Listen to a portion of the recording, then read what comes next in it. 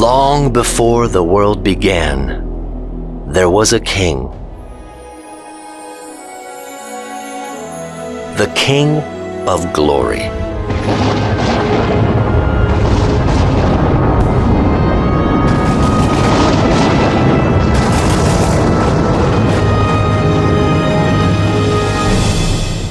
This king was far, far above and beyond anyone or anything you or I could imagine.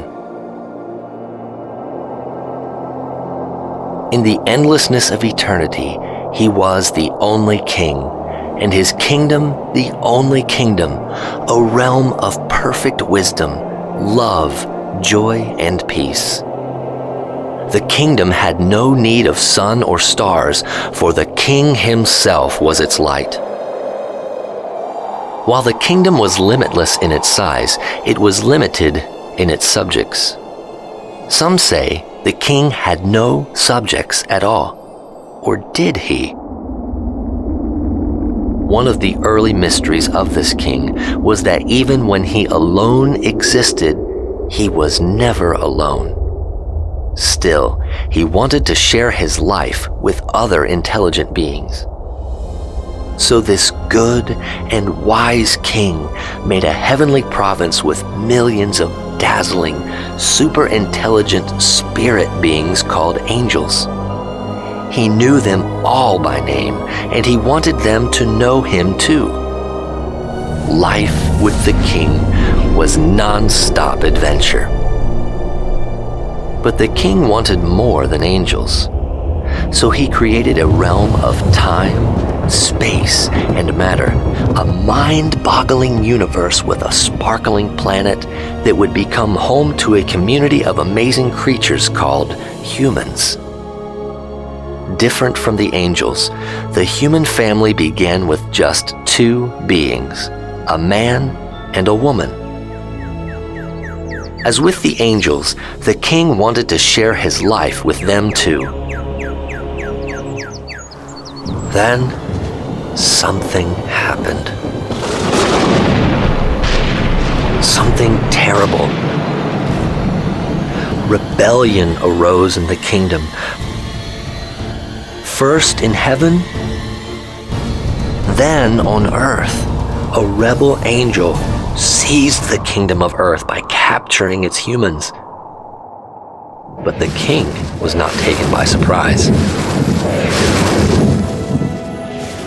Deep in the heart of the king was a rescue plan so great, so mysterious, so extravagant, so far-reaching, that he would take thousands and thousands of years to fulfill it. What else would you expect from the King of Eternity? He lives above time.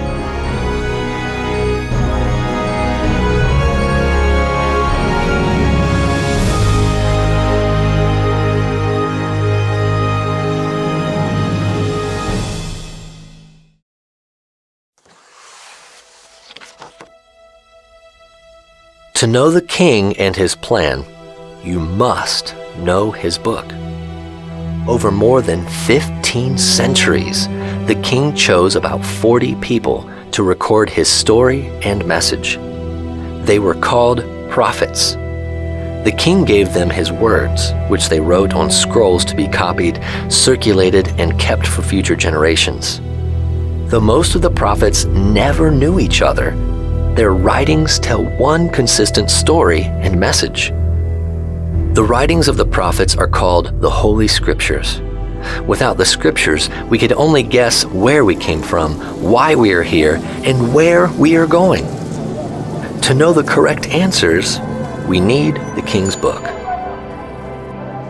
About 3,500 years ago, the king inspired a prophet by the name of Moses to write, "Man does not live on bread alone, but on every word that comes from the mouth of the Lord." Today, the king's words are collected in one book, the Holy Bible. Holy means pure or set apart from all others.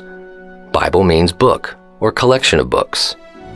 The Bible is the world's bestseller and most translated book. Thousands of papyrus and leather scrolls show it to be the best preserved of all ancient texts. The scriptures have two main parts. The first part is the Old Testament, where the king foretells his plan. The second part is the New Testament, where the king fulfills his plan. Testament means covenant, contract, or agreement. The Old Testament foretells what God planned to do. The New Testament records the fulfillment of his plan. Only God can write history before it happens. The difference between the Old and New Testaments is the difference between having a great king send you letters and photos and having that king come visit you in person. The scriptures came first to the Middle East, Africa, Asia, and Europe, then later to the Americas and beyond.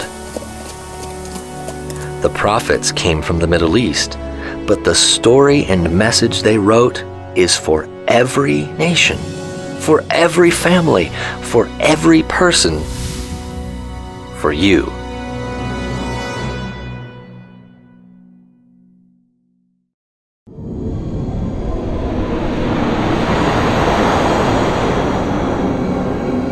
If we could travel back through time and space, way back, before there were people, planets, or stars, we would witness the power and glory behind the first words of Scripture. In the beginning, God created the heavens and the earth. Today, many people think the world and its wonders came to exist apart from an all-wise creator. But their theories do not adequately explain the complex design and predictable order of the universe.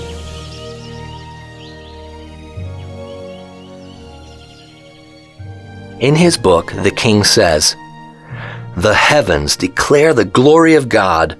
The skies proclaim the work of his hands." Speaking of hands, look at your own. Wiggle your thumbs.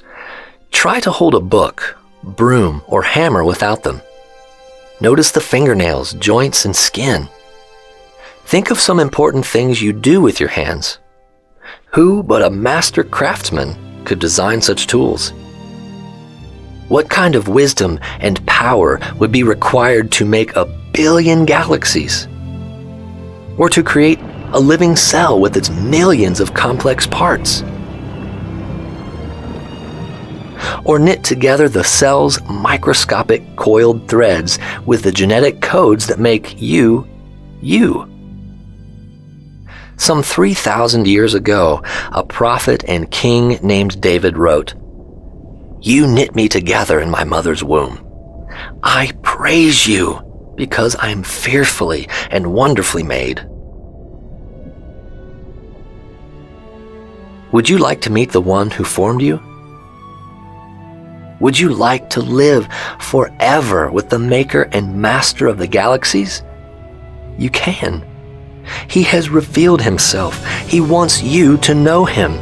He wants your family and community to know him too. He invites you to understand his plan, experience his love, behold his majesty, submit to his rule, and live for his glory. But he will not force you to be his subject. After all, he is not just a king. He is the king of glory. This is his story.